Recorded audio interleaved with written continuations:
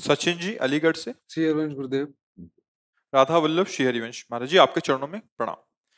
गुरुदेव भगवान, आपकी तरह अखंड ब्रह्मचर्य का पालन कैसे किया जाए, कृपया करके मुझे वो नियम बताएं। इसमें तो सबसे पहले भगवान की कृपा होती है। हमने तो जीवन में कृपा ही देखी है।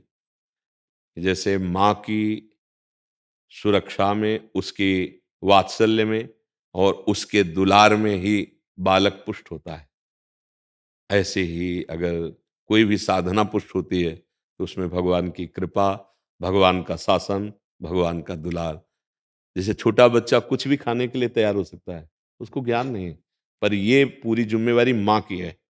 वो दृष्टि रखती है, अरे ये क्या खाने, दौड़ पड़ी, जल्दी से उसके हाथ से हटाकर उसको धो के बचा के उसको ले आए। ऐसे पहला पहला उत्तर कृपा, केवल भगवान की कृपा, उसी से पूरा। अब दूसरा, भगवान की कृपा का आदर करते हुए सावधानियां रखना। पहला, ब्रह्म मुहूर्त में जगना। जग करके हम इतना जल पिए कि या तो हमें उल्टी हो जाए या पच जाए। अगर उल्टी हो गई तो पचने से भी अच्छा हुआ, हमारे अंदर जो जहर बना, एसिड आदि, वो गंदे पदार्थ वो निकल जाते हैं। ये ब्रह्मचर्य के लिए बहुत आवश्यक, वो शीतलता प्रदान करता है। ब्रह्म मुहूर्त में बिना कुल्ला किए, वो जैसे तांबे के पात्र में 1 लीटर जल रख ले, रात भर रखा रहा, उसे पीजिए, तो वो बहुत आपको उसमें ब्रह्मचर्य में। और इसके बाद थोड़ा टहलिए, वज्रासन में बैठ के फिर शौच जाइए, फिर स्नान कीजिए जरूरी है, और फिर आधा घंटा व्यायाम कीजिए, कठोर व्यायाम जैसे दंड बैठक, ऐसे फिर आधा घंटा आसन कीजिए जो योगी का आसन है। फिर अपनी दिनचर्या में उतर जाइए। विद्यार्थी हैं तो विद्यार्थी, और भी गृहस्थी के जो कार्य, खान पान, विशेष खट्टी चीज, कोई नशे वाली चीज या बहुत अधिक मीठा या बादी चीजें, ये ब्रह्मचर्य को नष्ट कर देती हैं। सावधानी, कब्ज न बनने पावे। कब्ज बने तो मृदु उपचार से उसको हटावे।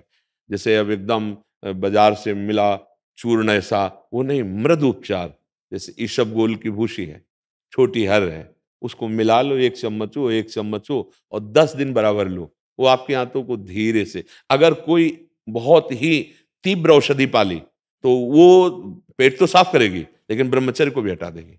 वो इतनी हीट पैदा करेगी, जो कब्ज से हीट पैदा हुई थी, बहुत संभालने की जरूरत होती है। अगर व्यायाम नहीं है और आसन नहीं है और दिनचर्या ठीक नहीं, आहार ठीक नहीं, तो भूल जाए कि कोई ब्रह्मचर्य नैष्ठिक, 10-20 दिन वो बात अलग है, नैष्ठिक ब्रह्मचर्य के लिए। अब जो उसके विरोधी भाव हैं, जैसे मोबाइल है, उसे गंदी बातें देखोगे, कभी ब्रह्मचर्य नहीं रह सकते। जैसे गंदे मित्रों का संग करोगे, कभी ब्रह्मचर्य नहीं रह सकते।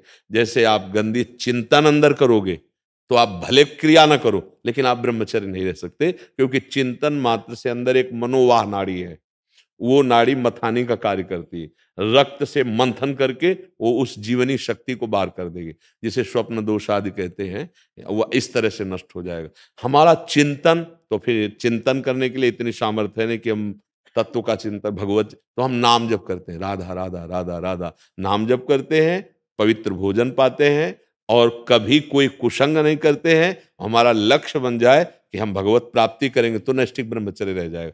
और रोज इसी बात का केवल ध्यान रखोगे, ब्रह्मचर्य का तो नहीं बन पाएगा, उसको भूलना भी होगा।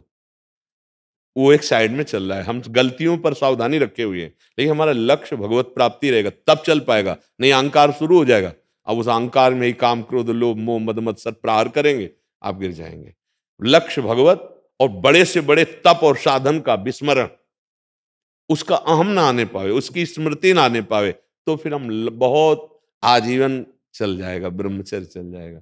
पर ये गृहस्थी में रहकर आजीवन ब्रह्मचर्य रहना थोड़ा कठिन है, क्योंकि उसमें रिश्ते, नातेदार, व्यवहार आदि में जाना, उठना, बैठना, लोक व्यवहार, फिर ब्रह्मचर्य रह पाना बहुत कठिन होता है। जो हम जैसे वातावरण में रहते हैं, जैसा दृश्य देखते हैं, बहुत सावधानी, तब धीरे धीरे धीरे फिर क्या होता है, ब्रह्मचर्य जो वीर शक्ति ऊर्ध्वगामी हो जाती है, वो पचने लगती है। अब वो जब ऊर्ध्वगामी हो गई तो फिर अधा पतन की कोई गुंजाइश नहीं रह जाती। पर ये बहुत कठिन है, बहुत कठिन। तो जितना बन सके संयम से रहो, और अगर आपको लगे कि हमारा मन नहीं टिक पाएगा तो फिर ब्याह करके गृहस्थी में उसमें भी चला जाए तो भगवत प्राप्ति ही होती है।